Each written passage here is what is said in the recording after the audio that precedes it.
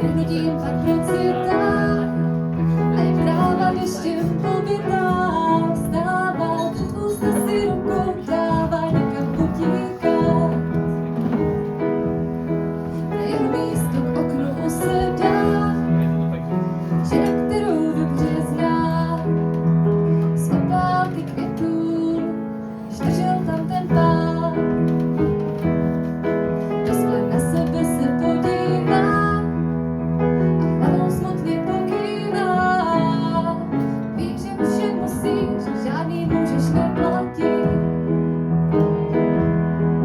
I když víš, že mě žena chládí a na dotyky, jak se zdá, tak akorát. jako zuří jaro, já mám jednu starost, kdy víc lidko zasadí.